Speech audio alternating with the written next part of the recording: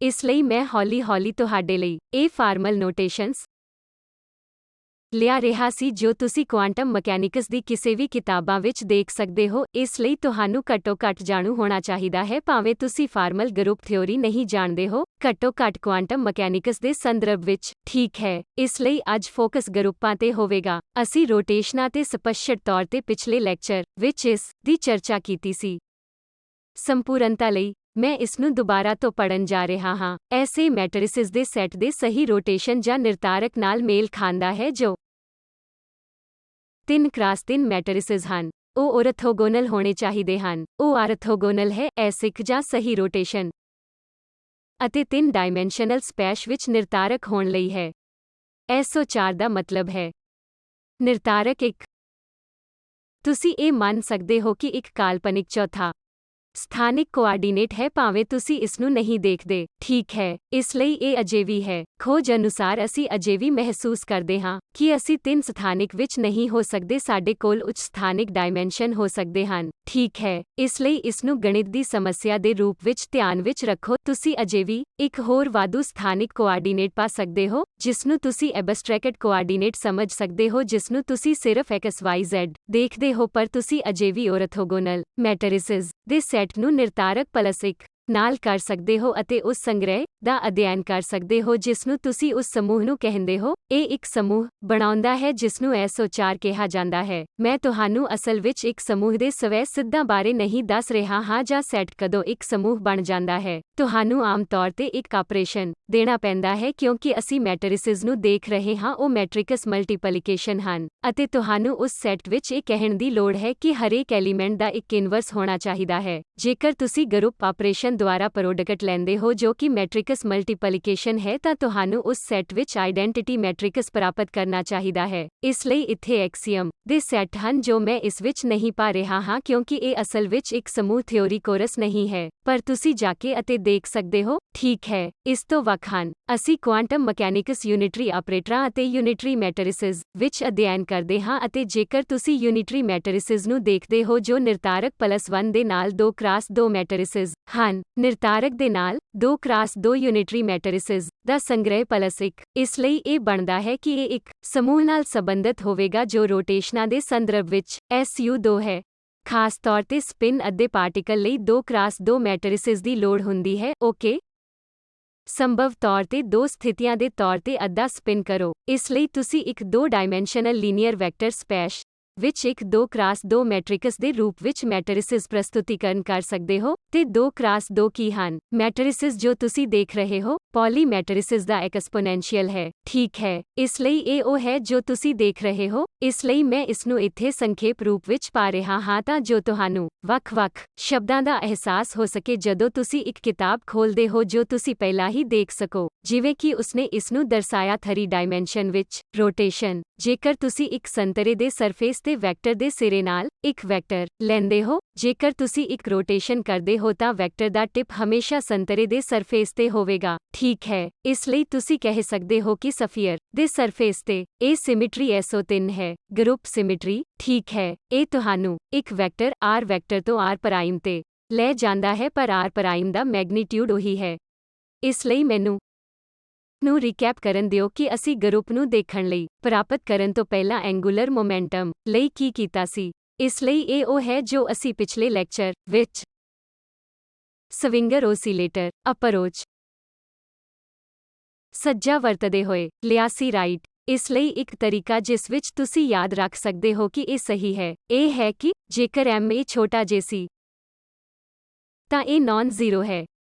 ਜੇਕਰ m-j ਹੈ ਤਾਂ ਇਸ ਨੂੰ 0 ਬਣਨਾ ਪਵੇਗਾ। ਇਸ ਲਈ ਇਹ j + m ਦੇ ਨਾਲ ਇੱਕ ਕੋਐਫੀਸ਼ੀਐਂਟ ਹੋਣਾ ਚਾਹੀਦਾ ਹੈ। ਠੀਕ ਹੈ, ਇਹ ਇਸ ਨੂੰ ਯਾਦ ਰੱਖਣ ਦਾ ਇੱਕ ਤਰੀਕਾ ਹੈ। ਤੁਸੀਂ ਇਸ ਨੂੰ ਵੀ ਪ੍ਰਾਪਤ ਕਰ ਸਕਦੇ ਹੋ। ਇਸ ਲਈ ਇਹ ਇੱਕ ਲੈਡਰ ਆਪਰੇਟਰ ਦੁਬਾਰਾ ਜਾਂ ਇੱਕ ਘੱਟ ਕਰਨ ਵਾਲਾ ਆਪਰੇਟਰ ਹੈ ਜੋ ਮੈਗਨੈਟਿਕ ਕੁਆਂਟਮ ਨੰਬਰ ਲੈਂਦਾ ਹੈ, ਇਸ ਨੂੰ ਇੱਕ ਯੂਨਿਟ ਦੁਆਰਾ ਘਟਾਉਂਦਾ ਹੈ। ਇਸੇ ਤਰ੍ਹਾਂ j + ਇਸ ਨੂੰ ਇੱਕ ਯੂਨਿਟ ਦੁਆਰਾ ਵਧਾਉਂਦਾ ਹੈ ਅਤੇ m = j ਤੋਂ ਅੱਗੇ ਇਹ 0 ਹੋਣਾ ਚਾਹੀਦਾ ਹੈ, ਜਿਸ ਦਾ ਮਤਲਬ ਹੈ ਕਿ ਤੁਹਾਡੇ ਕੋਲ J-M ਹੋਵੇਗਾ ਜੋ ਦਾ ਧਿਆਨ ਰੱਖੇਗਾ ਅਤੇ ਇਹ 0 ਬਣ ਜਾਵੇਗਾ। ਤੁਸੀਂ ਇਹ ਚੀਜ਼ਾਂ ਪ੍ਰਾਪਤ ਕਰਦੇ ਹੋ। ਮੈਂ ਇਸ ਨੂੰ ਦੁਬਾਰਾ ਤਿਆਰ ਕਰ ਰਿਹਾ ਹਾਂ ਅਤੇ ਉਹ J-Z ਅਤੇ J² ਦੀਆਂ ਇੱਕੋ ਸਮੇਂ ਦੀਆਂ ਆਈਗਨ ਅਵਸਥਾਵਾਂ ਹਨ। ਕਈ ਵਾਰ ਅਸੀਂ ਇਸ ਨੂੰ J3 ਕਹਿੰਦੇ ਹਾਂ। ਇਸ ਲਈ ਇਹ ਆਈਗਨ ਮੁੱਲ ਹੈ MH ਕ੍ਰਾਸ J1+1H ਕ੍ਰਾਸ 1 ਦੇ ਨਾਲ। ਇਹ ਗੈਰ ਹਰਮਿਟੀਅਨ J+ ਹਰਮਿਟੀਅਨ ਕੰਜੂਗੇਟ ਨੂੰ ਸ਼ਾਮਲ ਕਰਨ ਵਾਲਾ ਐਂਗੂਲਰ ਮੋਮੈਂਟਮ ਅਲਜੇਬਰਾ ਕੀ ਸੀ, ਇਸ ਦਾ J- ਹੈ। ਤੁਸੀਂ ਅਲਜੇਬਰਾ ਨੂੰ ਕਮਿਊਟੇਟਰ ਅਲਜੇਬਰਾ ਲਿਖ ਸਕਦੇ ਹੋ, ਜਿਸ ਵਿੱਚ J3 J+ ਅਤੇ J- ਸ਼ਾਮਲ ਹਨ ਅਤੇ ਉਹਨਾਂ ਚੋਂ ਉਹ ਇਸ ਸਮੱਸਿਆ ਨੂੰ ਸੈਟੀਸਫਾਈ ਕਰਦੇ ਹਨ। ਇਸ ਲਈ ਇਸ ਨੂੰ ਐਂਗੂਲਰ ਮੋਮੈਂਟਮ ਅਲਜੇਬਰਾ ਕਿਹਾ ਜਾਂਦਾ ਹੈ। ਤੇ ਫਿਰ ਅਸੀਂ ਇਹ ਵੀ ਦੇਖਿਆ ਕਿ ਜਦੋਂ ਵੀ ਤੁਹਾਡੇ ਕੋਲ ਇੱਕ ਕੰਟੀਨਿਊਅਸ ਸਿਮਿਟਰੀ ਹੈ, ਜਿਵੇਂ ਅਨੁਵਾਦ, ਸਟੇਟ ਅਨੁਵਾਦ, ਟਾਈਮ ਟ੍ਰਾਂਸਲੇਸ਼ਨ ਜਾਂ ਰੋਟੇਸ਼ਨ, ਸਾਡੇ ਕੋਲ ਇੱਕ ਕੰਜ਼ਰਵਡ ਕੁਆਂਟਿਟੀ ਹੁੰਦੀ ਹੈ ਅਤੇ ਉਹ ਕੰਜ਼ਰਵਡ ਕੁਆਂਟਿਟੀ ਹੈ ਜੋ ਅਸੀਂ ਇਸ ਨੂੰ ਕਹਿੰਦੇ ਹਾਂ। ਇਹ ਨੋਥਰ ਐਸ ਦੇ ਥਿਓਰਮ ਦੇ ਸਿਰਲੇਖ ਹੇਠ ਆਉਂਦਾ ਹੈ। ਕਲਾਸੀਕਲ ਮਕੈਨਿਕਸ ਵਿੱਚ ਜੋ ਕੁਆਂਟਮ ਮਕੈਨਿਕਸ ਲਈ ਵੀ ਲੰਘਦਾ ਹੈ, ਪਰ ਮੈਟ੍ਰਿਕਸ ਐਲੀਮੈਂਟਸ ਜਾਂ ਉਮੀਦ ਮੁੱਲਾਂ ਤੇ ਜਾਂ ਆਪਰੇਟਰ ਦੇ ਟਾਈਮ ਦੇ ਵਿਕਾਸ ਤੇ ਹਾਈਜ਼ਨਬਰਗ ਤਸਵੀਰਾਂ ਵਿੱਚ ਉਹ ਇਸ ਆਪਰੇਸ਼ਨ ਨੂੰ ਸੰਤੁਸ਼ਟ ਕਰਦੇ ਹਨ। ਸਹੀ। ਮੈਂ ਬਸ ਉਸ ਨਾਲ ਜੁੜਨ ਦੀ ਕੋਸ਼ਿਸ਼ ਕਰ ਰਿਹਾ ਹਾਂ ਜੋ ਤੁਸੀਂ ਹੁਣ ਤੱਕ ਜਾਣਦੇ ਹੋ। ਇਸ ਲਈ ਇਸ ਨੂੰ ਇੱਥੇ ਇੱਕ ਟੇਬਲ ਦੇ ਰੂਪ ਵਿੱਚ ਰੱਖੋ। ਇਹ ਸਿਮਿਟਰੀ ਕੀ ਹੈ? ਇੱਕ ਟ੍ਰਾਂਸਲੇਸ਼ਨ ਹੈ ਜੋ ਵੈਕਟਰ R ਨੂੰ ਯੂਨਿਟ ਦੁਆਰਾ ਲੈਂਦਾ ਹੈ। ਇਹ ਟ੍ਰਾਂਸਲੇਸ਼ਨ ਕੀ ਕਰਦਾ ਹੈ? ਆਪਰੇਟਰ ਜੋ ਤੁਹਾਨੂੰ ਇਸ ਆਪਰੇਸ਼ਨ ਨੂੰ ਕਰਨ ਟੱਚ ਮਦਦ ਕਰਦਾ ਹੈ, ਮੋਮੈਂਟਮ ਹੈ, ਲੀਨੀਅਰ ਮੋਮੈਂਟਮ ਆਪਰੇਟਰ, ਅਤੇ ਸੰਬੰਧਿਤ ਪੈਰਾਮੀਟਰ ਜੋ ਟ੍ਰਾਂਸਲੇਸ਼ਨ ਵਿੱਚ ਦਿਖਾਈ ਦਿੰਦਾ ਹੈ ਇੱਕ ਵੈਕਟਰ ਹੈ। ਇਸ ਲਈ ਲੀਨੀਅਰ ਮੋਮੈਂਟਮ ਦੇ 3 ਹੁੰਦੇ ਹਨ। ਇਸ ਨੂੰ ਜਨਰੇਟਰ ਕਿਹਾ ਜਾਂਦਾ ਹੈ ਜੋ ਇਹ ਹੌਲੀ-ਹੌਲੀ ਟ੍ਰਾਂਸਲੇਸ਼ਨ ਕਰਦਾ ਹੈ। Px, Py, Pzy ਇੱਥੇ 3 ਜਨਰੇਟਰ ਹਨ। ਟ੍ਰਾਂਸਲੇਸ਼ਨ ਲਈ ਅਨੁਸਾਰ ਇੱਥੇ 3 ਪੈਰਾਮੀਟਰ ਹੋਣਗੇ ਜਿਨ੍ਹਾਂ ਨੂੰ ਤੁਸੀਂ X, Y ਅਤੇ Z ਕਹਿ ਸਕਦੇ ਹੋ। ਹਮੇਸ਼ਾ ਤੁਸੀਂ ਦੇਖੋਗੇ ਕਿ ਜਦੋਂ ਵੀ ਤੁਸੀਂ ਜਨਰੇਟਰਾਂ ਦੀ ਸੰਖਿਆ ਲੱਭਦੇ ਹੋ, ਤੁਹਾਡੇ ਕੋਲ ਬਰਾਬਰ ਗਿਣਤੀ ਦੇ ਪੈਰਾਮੀਟਰ ਹੋਣਗੇ। ਇਹ ਵੱਖਰਾ ਨਹੀਂ ਹੋਵੇਗਾ। ਟਾਈਮ ਟ੍ਰਾਂਸਲੇਸ਼ਨ ਸਿਰਫ ਟਾਈਮ ਨੂੰ ਕਨਸਟੈਂਟ ਰੱਖਣ ਦਾ ਹੁੰਦਾ ਹੈ। ਕੁਝ ਨਹੀਂ ਹੁੰਦਾ। ਜ਼ਿਆਦਾਤਰ ਸਿਸਟਮ ਜਿਨ੍ਹਾਂ ਨੂੰ ਤੁਸੀਂ ਹੈਮਿਲਟੋਨੀਅਨ ਸਮਝ ਰਹੇ ਹੋ ਟਾਈਮ ਤੋਂ ਇੰਡੀਪੈਂਡੈਂਟ ਹਨ। ਤਾਂ ਇਸ ਲਈ ਇਹ ਟਾਈਮ ਟ੍ਰਾਂਸਲੇਸ਼ਨ ਦਾ ਜਨਰੇਟਰ ਹੈ ਅਤੇ ਸੰਬੰਧਿਤ ਪੈਰਾਮੀਟਰ C ਹੈ ਜੋ ਪੈਰਾਮੀਟਰ V ਹੈ। ਇੱਕ ਆਪਰੇਟਰ ਅਤੇ ਇੱਕ ਪੈਰਾਮੀਟਰ। ਇਸ ਸੰਦਰਭ ਵਿੱਚ ਆਖਰੀ ਰੋਟੇਸ਼ਨ ਇੱਕ R ਵੈਕਟਰ ਨੂੰ ਇੱਕ R ਪ੍ਰਾਈਮ ਵੈਕਟਰ ਵਿੱਚ ਲੈ ਜਾਂਦੀ ਹੈ। R ਵੈਕਟਰ ਤੋਂ R ਪ੍ਰਾਈਮ ਵੈਕਟਰ। ਆਓ ਅਸੀਂ ਇੱਕ ਯੂਨਿਟ ਵੈਕਟਰ ਦਿਸ਼ਾ n ਹੈਡ ਦੇ ਦੁਆਲੇ ਇੱਕ ਐਂਗਲ ਦੁਆਰਾ ਰੋਟੇਟ ਕਰੀਏ ਜਿਸ ਦਾ ਮੈਗਨੀਟਿਊਡ ਥੀਟਾ ਹੈ। ਤੁਸੀਂ ਥੀਟਾ ਵੈਕਟਰ ਨੂੰ mod theta times hat n ਕਹਿ ਸਕਦੇ ਹੋ। ਇਸ ਲਈ ਇਹ ਰੋਟੇਸ਼ਨ ਮੈਟ੍ਰਿਕਸ ਇੱਕ 3x3 ਮੈਟ੍ਰਿਕਸ ਹੈ ਜੋ ਇਸ R ਵੈਕਟਰ ਉੱਤੇ ਆਪਰੇਟ ਕਰਦਾ ਹੈ। ਤਾਂ ਇਸ ਦੇ ਜਨਰੇਟਰ ਕੀ ਸੀ? ਇਸ ਰੋਟੇਸ਼ਨ ਆਪਰੇਸ਼ਨ ਦੇ ਜਨਰੇਟਰ। ਇਸ ਨੂੰ ਐਂਗੂਲਰ ਮੋਮੈਂਟਮ ਦੁਆਰਾ ਲਾਗੂ ਕੀਤਾ ਜਾ ਸਕਦਾ ਹੈ। ਮੈਂ ਉਹਨਾਂ ਪੜਾਵਾਂ ਚੋਂ ਵੀ ਦੁਬਾਰਾ ਲੰਘਾਂਗਾ ਅਤੇ ਅਨੁਸਾਰੀ ਪੈਰਾਮੀਟਰ ਇਸ ਲਈ 3 ਐਂਗੂਲਰ ਮੋਮੈਂਟਮ ਕੰਪੋਨੈਂਟ ਹਨ। ਰੋਟੇਸ਼ਨ ਦੇ 3 ਐਂਗੂਲਰ ਹੋਣਗੇ ਇਸ ਗੱਲ ਤੇ ਨਿਰਭਰ ਕਰਦੇ ਹੋਏ ਕਿ ਕੀ ਤੁਸੀਂ X ਐਕਸਿਸ ਦੇ ਬਾਰੇ ਘੁੰਮਦੇ ਹੋ, ਤੁਸੀਂ ਇਸ ਨੂੰ ਥੀਟਾ ਐ ਕਹਿੰਦੇ ਹੋ। ਬਾਰੇ Y ਐਕਸਿਸ ਤੁਸੀਂ ਇਸ ਨੂੰ ਥੀਟਾ Y ਅਤੇ Z ਐਕਸਿਸ ਦੇ ਬਾਰੇ ਵਿੱਚ ਤੁਸੀਂ ਇਸ ਨੂੰ ਥੀਟਾ Z ਕਹਿੰਦੇ ਹੋ। ਤੁਸੀਂ ਇਸ ਸਧਾਰਨ ਕੰਟੀਨਿਊਅਸ ਸਿਮਿਟਰੀ ਲਈ ਇਸ ਸਾਫ਼ ਸੁਥਰੀ ਟੇਬਲ ਤੋਂ ਦੇਖਦੇ ਹੋ ਅਤੇ ਕੰਜ਼ਰਵਡ ਮਾਤਰਾਵਾਂ ਦੇ ਇਹ ਜਨਰੇਟਰ। ਇਸ ਲਈ ਹਾਈਜ਼ਨਬਰਗ ਤਸਵੀਰ ਵਿੱਚ T ਦੇ ਫੰਕਸ਼ਨ ਵਜੋਂ P ਆਪਰੇਟਰ ਦੇ d/dt ਹਮੇਸ਼ਾ 0 ਹੋਵੇਗਾ ਜਾਂ ਇਸ ਦੇ ਬਰਾਬਰ ਹੈਮਿਲਟੋਨੀਅਨ। ਇੱਕ ਸਿਸਟਮ ਲਈ ਜਿਸ ਵਿੱਚ ਟ੍ਰਾਂਸਲੇਸ਼ਨ ਸਿਮਿਟਰੀ ਹੁੰਦੀ ਹੈ ਨੂੰ ਹਾਈਜ਼ਨਬਰਗ ਦੀ ਇਕੁਏਸ਼ਨ ਵਿਕਾਸ ਇਕੁਏਸ਼ਨ ਦੁਆਰਾ ਜਨਰੇਟਰ ਨਾਲ ਕੰਮਿਊਟ ਕਰਨਾ ਚਾਹੀਦਾ ਹੈ। ਇਹ ਸਹੀ ਹੈ। ਇਸ ਲਈ ਸਭ ਕੁਝ ਇਸ ਵਿੱਚ ਆਉਂਦਾ ਹੈ। SO3 ਕੀ ਹੈ? SO3 ਸਾਰੇ 3x3 ਔਰਥੋਗੋਨਲ ਮੈਟਰਿਸਿਸ ਦਾ ਇੱਕ ਸੈੱਟ ਹੈ ਦੇ ਨਾਲ ਇਨਵਰਸ ਵੀ ਸ਼ਾਮਲ ਹੈ।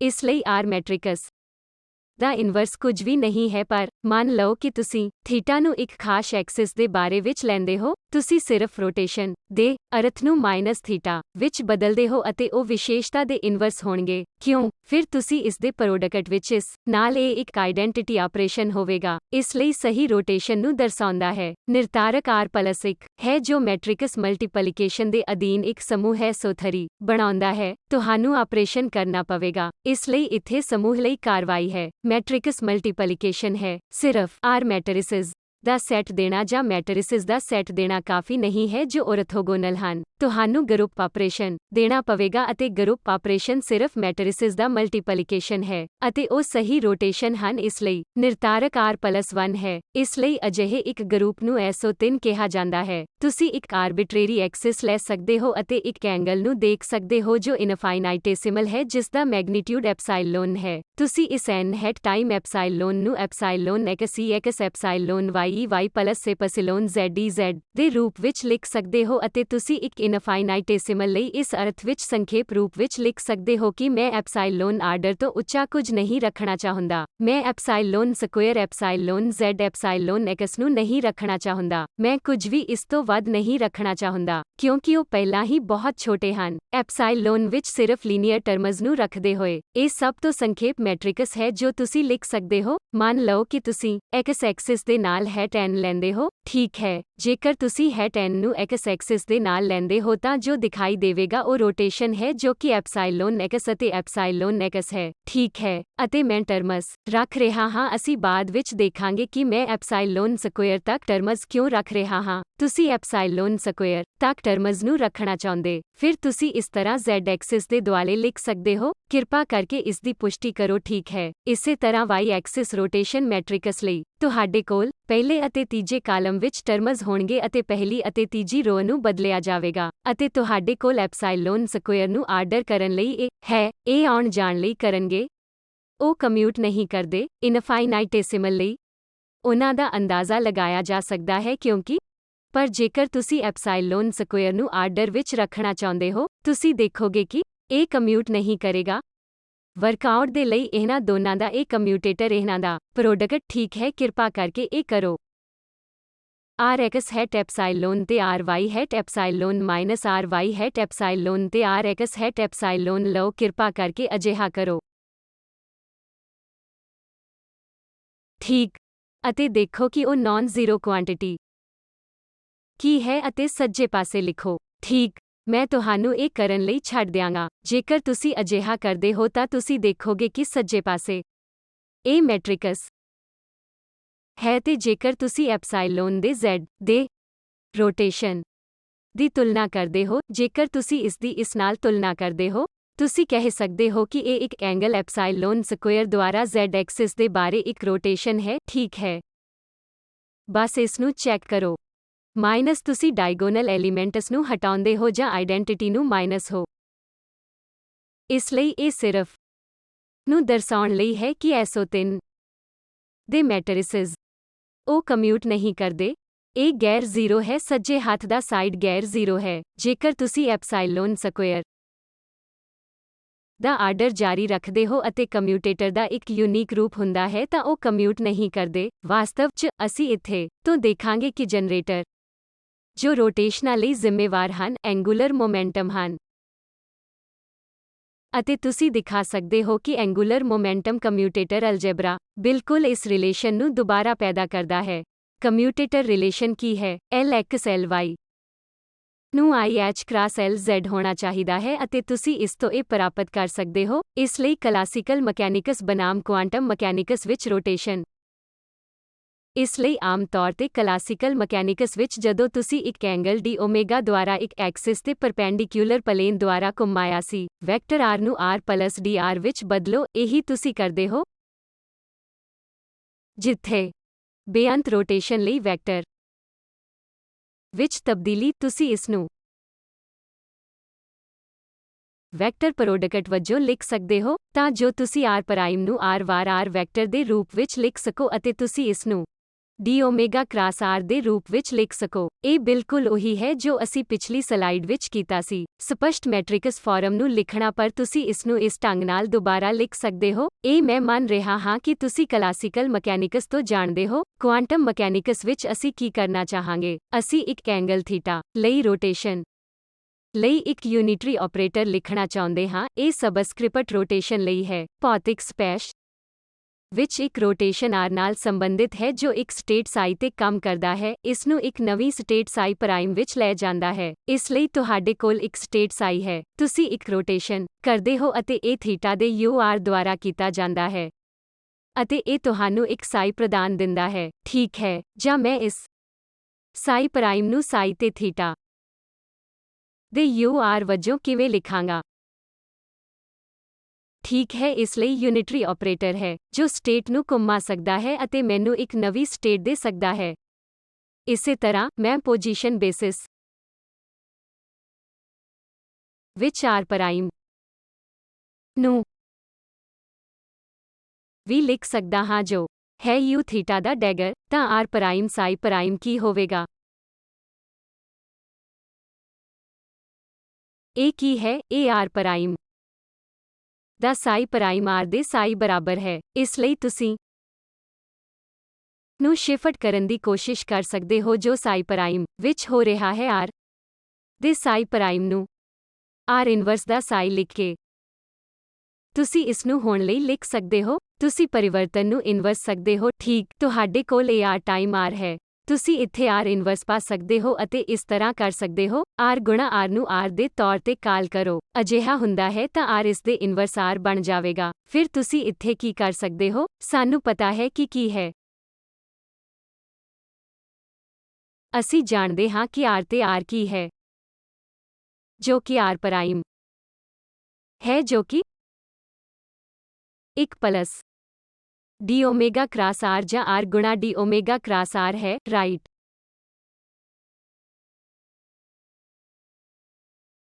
ਤਾਂ R ਇਨਵਰਸ ਕੀ ਹੋਵੇਗਾ?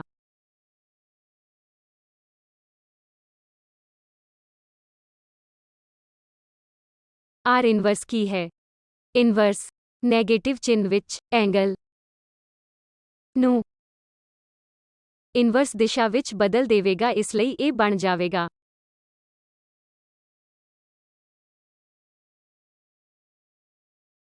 ਤਾਂ ਸਾਡੇ ਕੋਲ ਕੀ ਹੈ? R ਵੈਕਟਰ ਦਾ ਸਾਈ ਪ੍ਰਾਈਮ R ਇਨਵਰਸ R ਦਾ ਸਾਈ।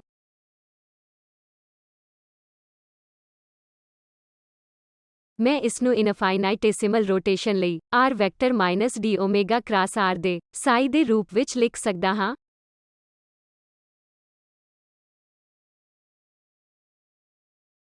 ਕੀ ਤੁਸੀਂ ਇੱਥੇ ਟੇਲਰ ਸੀਰੀਜ਼ ਦਾ ਵਿਸਥਾਰ ਕਰ ਸਕਦੇ ਹੋ? ਇਹ R ਮਾਈਨਸ d ਓਮੇਗਾ ਦਾ ਸਾਈ ਹੈ।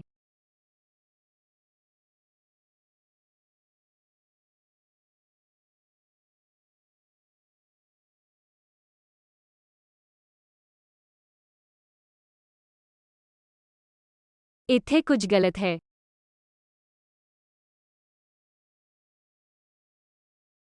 R ਦਾ ਸਾਈ ਫਿਰ ਅਸੀਂ ਕਰ ਸਕਦੇ ਹਾਂ। ਕੀ ਤੁਸੀਂ ਇਸ ਟੇਲਰ ਸੀਰੀਜ਼ ਦਾ ਵਿਸਥਾਰ ਕਰ ਸਕਦੇ ਹੋ ਅਤੇ ਵੇਖੋ ਕਿ ਕੀ ਤੁਹਾਨੂੰ R ਦਾ ਸਾਈ ਮਿਲਦਾ ਹੈ? ਜੇ ਮੈਂ ਇਸ ਨੂੰ ਸਹੀ ਢੰਗ ਨਾਲ ਕੀਤਾ ਹੈ, ਹਾਂ ਮੈਂ ਇਸ ਨੂੰ ਸਹੀ ਢੰਗ ਨਾਲ ਕੀਤਾ ਹੈ, ਫਿਰ ਇਹ ਹੋਵੇਗਾ। ਇਹ ਸੁਧਾਰ ਹੈ, ਇਹ ਕਰੈਕਸ਼ਨ ਹੈ, ਇਸ ਲਈ ਉੱਥੇ ਸਾਈ ਦੇ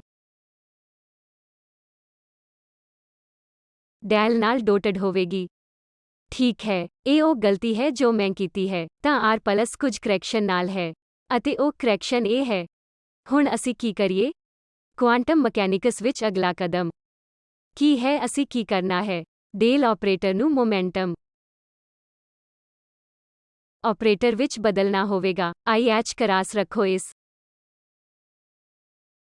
ਨੂੰ ਮੋਮੈਂਟਮ ਆਪਰੇਟਰ ਵਿੱਚ ਕਨਵਰਟ ਕਰੋ ਅਤੇ ਇਹ ਇੱਕ scaler triple product play around ਹੈ। ਆਓ ਵੇਖਦੇ ਹਾਂ ਤੁਹਾਨੂੰ ਕੀ ਪ੍ਰਾਪਤ ਹੋਵੇਗਾ। ਕੀ ਤੁਸੀਂ ਇਸ ਦੀ ਜਾਂਚ ਕਰ ਸਕਦੇ ਹੋ? ਸਾਨੂੰ ਕੀ ਪ੍ਰਾਪਤ ਹੁੰਦਾ ਹੈ? ਤੁਸੀਂ ਮੋਟੇ ਤੌਰ ਤੇ ਜਾਣਦੇ ਹਾਂ ਕਿ ਇਹ ਰੋਟੇਸ਼ਨ ਦਾ ਜਨਰੇਟਰ ਹੋਣਾ ਚਾਹੀਦਾ ਹੈ, ਜੋ ਕਿ ਐਂਗੂਲਰ ਮੋਮੈਂਟਮ ਹੋਣਾ ਚਾਹੀਦਾ ਹੈ। ਤਾਂ ਮੈਨੂੰ ਇੱਥੇ ਸਾਰਾਂਸ਼ ਦੇਖਣ ਦਿਓ ਅਤੇ ਫਿਰ ਜੇਕਰ ਤੁਸੀਂ ਇਸ ਨੂੰ ਨਹੀਂ ਕੀਤਾ ਤਾਂ ਤੁਸੀਂ ਇਸ ਨੂੰ ਇੱਥੋਂ ਲੈ ਸਕਦੇ ਹੋ। ਇਸ ਲਈ ਇਹ ਫੰਕਸ਼ਨ ਵੇਵ ਫੰਕਸ਼ਨ ਨੂੰ ਬਦਲਦਾ ਹੈ, ਜੋ ਸ਼ੁਰੂ ਵਿੱਚ ਸਾਈ ਪ੍ਰਾਈਮ R ਲਈ R ਦਾ ਸਾਈ ਹੁੰਦਾ ਹੈ। ਜੇਕਰ ਸਾਈ ਰੋਟੇਸ਼ਨ ਤੇ ਸਕੇਲਰ ਹੈ, ਇੱਕ ਕੀ ਜੋ ਮੈਂ ਕਿਹਾ ਹੈ, ਸਾਈ R ਵੈਕਟਰ ਸਾਈ ਪ੍ਰਾਈਮ R ਪ੍ਰਾਈਮ ਵਾਂਗ ਹੀ ਹੈ ਅਤੇ ਤੁਸੀਂ ਇਸ ਨੂੰ R ਦੀ ਸਾਈ ਵਜੋਂ ਮੁੜ ਲਿਖ ਸਕਦੇ ਹੋ, ਜੋ ਕਿ ਓਪੋਜ਼ਿਟ ਡਾਇਰੈਕਸ਼ਨ ਵਿੱਚ ਓਪੋਜ਼ਿਟ ਐਂਗਲ ਦੁਆਰਾ ਰੋਟੇਸ਼ਨ ਦੀਆਂ ਟਰਮਾਂ ਵਿੱਚ ਮੁੜ ਲਿਖਿਆ ਜਾ ਸਕਦਾ ਹੈ। ਤਾਂ ਇਹ ਉਹੀ ਹੈ ਜੋ ਮੈਂ ਕੀਤਾ ਹੈ। ਇਹ R ਇਨ ਰਿਵਰਸ ਹੈ ਅਤੇ ਇੱਕ ਟਾਇਲਰ ਸੀਰੀਜ਼ ਦਾ ਵਿਸਤਾਰ ਕਰੋ, ਜੋ ਮੈਂ ਤੁਹਾਡੇ ਲਈ ਪਹਿਲਾਂ ਹੀ ਕੀਤਾ ਹੈ, ਅਤੇ ਮੋਮੈਂਟਮ ਆਪਰੇਟਰ ਵਜੋਂ IH ਕ੍ਰੋਸ ਲਿਆ ਹੈ ਅਤੇ ਉਕਤ ਇਕੁਏਸ਼ਨ ਮੁੜ ਲਿਖੀ ਹੈ,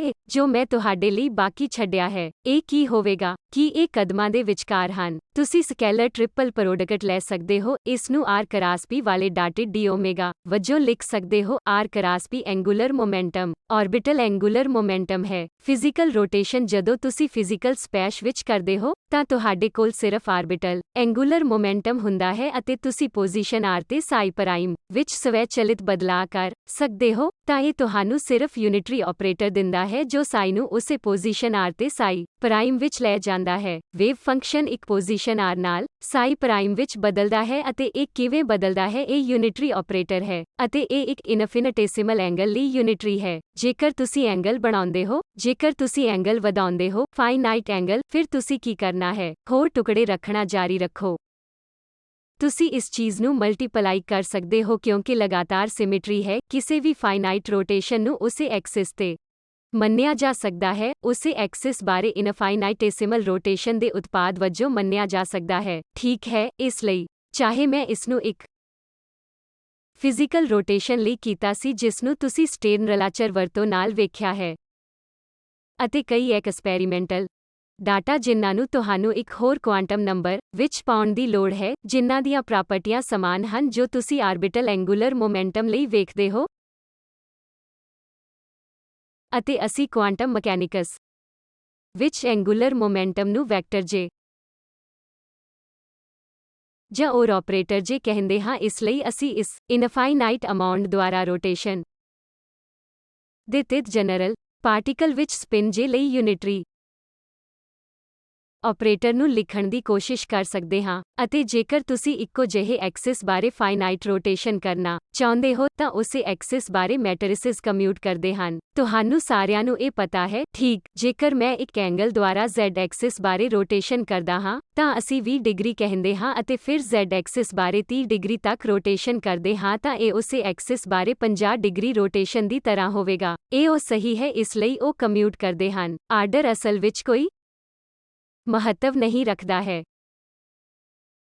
ਇਸ ਲਈ ਤੁਸੀਂ ਇਨਫਾਈਨਾਈਟੇਮਲ ਰੋਟੇਸ਼ਨ ਲਈ ਯੂਨਿਟਰੀ ਮੈਟਰਿਸਿਸ ਦੇ ਪ੍ਰੋਡਕਟ ਨੂੰ ਲਿਖਣ ਦੀ ਕੋਸ਼ਿਸ਼ ਕਰਦੇ ਹੋ ਜਿਸ ਨੂੰ ਤੁਸੀਂ ਡੀ ਥੀਟਾ ਵਜੋਂ n ਦੁਆਰਾ ਇੱਕ ਫਾਈਨਾਈਟ ਰੋਟੇਸ਼ਨ ਵਜੋਂ ਲਿਖ ਸਕਦੇ ਹੋ ਅਤੇ ਇਸ ਨੂੰ ਕਈ ਵਾਰੀ ਲਿਖ ਸਕਦੇ ਹੋ ਅਤੇ ਇਹ ਇੱਕ ਐਕਸਪੋਨੈਂਸ਼ੀਅਲ ਲਈ ਪਰਿਭਾਸ਼ਾ ਹੈ। ਇਸ ਲਈ ਕੁਆਂਟਮ ਮਕੈਨਿਕਸ ਵਿੱਚ ਯੂਨਿਟਰੀ ਆਪਰੇਟਰ ਹਨ ਜੋ ਨਾ ਸਿਰਫ ਫਿਜ਼ੀਕਲ ਸਪੇਸ ਲਈ ਰੋਟੇਸ਼ਨ ਕਰਦਾ ਹੈ ਪਰ ਇਹ ਸਪਿਨ ਸਪੇਸ ਜਾਂ ਕੁਝ ਇਟਰਨਲ ਸਪੇਸ ਵਿੱਚ ਵੀ ਹੋ ਸਕਦਾ ਹੈ ਜਿਸ ਨੂੰ ਅਸੀਂ ਇਹ ਕੁੱਲ ਐਂਗੂਲਰ ਮੋਮੈਂਟਮ ਕਹਿੰਦੇ ਹਾਂ ਜਿੱਥੇ ਜਨਰੇਟਰ ਐਂਗਲੂਰ ਮੋਮੈਂਟਮ ਜੇ ਹੁੰਦਾ ਹੈ। ਠੀਕ, ਇਸ ਲਈ ਇਸ ਨੂੰ ਅਸੀਂ ਸਪਿਨ ਸਪੇਸ ਵਿੱਚ ਵੀ ਰੋਟੇਸ਼ਨ ਆਪਰੇਟਰ ਕਹਿੰਦੇ ਹਾਂ। ਇਸ ਲਈ ਅਸੀਂ ਇਸ ਨੂੰ ਕਈ ਵਾਰ ਜੇ ਐਕਸ ਜੇ ਵਾਈ ਜੇ ਜ਼ੈਡ ਕਰਦੇ ਹਾਂ। ਹੁਣ ਮੈਂ ਤੁਹਾਨੂੰ ਕੁਆਂਟਮ ਮਕੈਨਿਕਸ ਵਿੱਚ ਅਬਸਟਰੈਕਟ ਸਪੇਸ ਵਿੱਚ ਵੀ ਪ੍ਰੇਰਿਤ ਕਰਨ ਦੀ ਕੋਸ਼ਿਸ਼ ਕੀਤੀ ਹੈ। ਇਹਨਾਂ ਨੂੰ ਅਬਸਟਰੈਕਟ ਸਪੇਸ ਮੰਨਿਆ ਜਾ ਸਕਦਾ ਹੈ ਜੋ ਇੱਕ ਸਪਿਨ ਦੀ ਤਰ੍ਹਾਂ ਹੈ। ਸਪਿਨ ਹਾਫ ਵਿੱਚ ਉਸ ਸਪੇਸ ਵਿੱਚ 2 ਡਾਇਮੈਂਸ਼ਨਲ ਲੀਨੀਅਰ ਵੈਕਟਰ ਸਪੇਸ ਹੋਵੇਗਾ। ਇਹ ਇੱਕ ਰੋਟੇਸ਼ਨ ਹੈ ਅਤੇ ਇਹ ਰੋਟੇਸ਼ਨ ਜੇ ਐਕਸ ਜੇ ਵਾਈ ਜੇ ਜ਼ੈਡ ਦੁਆਰਾ ਜਨਰੇਟ ਕੀਤੀ ਜਾ ਸਕਦੀ ਹੈ ਜੋ ਜਨਰੇਟਰ ਹਨ ਅਤੇ ਇੱਕ ਸਰਟੇਨਟੀ ਹੈ ਜਿਸ ਦੀ ਤੁਹਾਨੂੰ ਟ੍ਰਾਂਸਲੇਸ਼ਨਾਂ ਅਤੇ ਰੋਟੇਸ਼ਨ ਦੇ ਵਿਚਕਾਰ ਤੁਲਨਾ ਕਰਨੀ ਚਾਹੀਦੀ ਹੈ। ਟ੍ਰਾਂਸਲੇਸ਼ਨ ਵਿੱਚ ਜੇਕਰ ਮੈਂ ਐਕਸ ਦੇ ਨਾਲ ਟ੍ਰਾਂਸਲੇਟ ਕਰਦਾ ਹਾਂ ਅਤੇ ਫਿਰ ਵਾਈ ਨਾਲ ਟ੍ਰਾਂਸਲੇਟ ਕਰਦਾ ਹਾਂ ਜਾਂ ਜੇਕਰ ਤੁਸੀਂ ਵਾਈ ਅਤੇ ਫਿਰ ਐਕਸ ਕਰਦੇ ਹੋ ਤਾਂ ਅੰਤਮ ਨਤੀਜਾ ਉਹੀ ਹੋਵੇਗਾ, ਅੰਤਮ ਮੰਜ਼ਲ ਉਹੀ ਹੋਵੇਗੀ। ਸਹੀ, ਕਾਰਨ ਕੀ ਹੈ? ਟ੍ਰਾਂਸਲੇਸ਼ਨਾਂ ਦੇ ਜਨਰੇਟਰ ਜੋ ਪੀ ਐਕਸ ਅਤੇ ਪੀ ਵਾਈ ਕਮਿਊਟਰ ਹਨ ਉਹ ਸਿਫਰ ਹਨ ਪਰ ਜੇਕਰ ਤੁਸੀਂ ਐਕਸ ਐਕਸਿਸ ਬਾਰੇ ਰੋਟੇਸ਼ਨ ਕਰਦੇ ਹੋ ਅਤੇ ਫਿਰ ਵਾਈ ਐਕਸਿਸ ਬਾਰੇ ਰੋਟੇਸ਼ਨ ਕਰਦੇ ਹੋ ਅਤੇ ਆਰਡਰ ਨੂੰ ਰਿਵਰਸ ਕਰਦੇ ਹੋ ਤਾਂ ਤੁਸੀਂ ਜਾਣਦੇ ਹੋ ਕਿ ਉਹ ਕਮਿਊਟ ਨਹੀਂ ਕਰਦੇ ਹਨ। ਕਹਿਣ ਦਾ ਦੂਜਾ ਤਰੀਕਾ ਹੈ ਕਿ ਇਸ ਤਰ੍ਹਾਂ ਦੇ ਜਨਰੇਟਰਾਂ ਵਿੱਚ ਰੋਟੇਸ਼ਨ ਨੂੰ ਕਮਿਊਟ ਨਹੀਂ ਕਰਨਾ ਚਾਹੀਦਾ। ਇਸ ਲਈ ਇਹਨਾਂ ਮੈਟਰਿਸਿਸ ਦੇ ਗਰੁੱਪ ਕਮਿਊਟ ਨਹੀਂ ਕਰ ਸਕਦੇ ਹਨ। ਇਹਨਾਂ ਨੂੰ ਆਮ ਤੌਰ ਤੇ ਨਾਨ ਅਬੇਲੀਅਨ ਕਿਹਾ ਜਾਂਦਾ ਹੈ। ਜੇਕਰ ਤੁਸੀਂ ਇੱਕ ਐਕਸਿਸ ਬਾਰੇ ਰੋਟੇਸ਼ਨ ਕਰਦੇ ਹੋ, ਸਿਰ ਇੱਕ ਐਕਸਿਸ, ਕੀ ਉਹ ਕਮਿਊਟ ਕਰਨਗੇ ਜਾਂ ਨਹੀਂ ਉਹ ਕਮਿਊਟ ਕਰਨਗੇ। ਇਸ ਲਈ ਇਸ ਨੂੰ ਅਬੇਲੀਅਨ ਗਰੁੱਪ ਕਿਹਾ ਜਾਂਦਾ ਹੈ। ਮੈਟਰਿਸਿਸ ਦਾ ਗਰੁੱਪ ਜਿਸ ਨੂੰ ਤੁਸੀਂ ਇੱਕ ਐਕਸਿਸ ਬਾਰੇ ਲਿਖਦੇ ਹੋ ਉਹ ਅਬੇਲੀਅਨ ਗਰੁੱਪ ਹੋਵੇਗਾ। ਪਰ ਜੇਕਰ ਤੁਹਾਡੇ ਕੋਲ 3 ਐਕਸਿਸ ਹਨ, 3 ਇੰਡੀਪੈਂਡੈਂਟ ਲੀਨੀਅਰਲੀ ਇੰਡੀਪੈਂਡੈਂਟ ਐਕਸਿਸ ਹਨ ਤਾਂ ਆਮ ਤੌਰ ਤੇ ਰੋਟੇਸ਼ਨ ਮੈਟਰਿਸਿਸ ਕਮਿਊਟ ਨਹੀਂ ਕਰਦੇ ਹਨ। ਉਹਨਾਂ ਦੇ ਕਮਿਊਟ ਨਾ ਕਰਨ ਦਾ ਇਹੀ ਕਾਰਨ ਹੈ ਕਿ ਜਨਰੇਟਰ ਜੋ ਐਂਗੂਲਰ ਮੋਮੈਂਟਮ ਵਾਲੇ ਹੁੰਦੇ ਹਨ, ਉਹ ਕਮਿਊਟ ਨਹੀਂ ਕਰਦੇ ਹਨ। ਠੀਕ ਹੈ।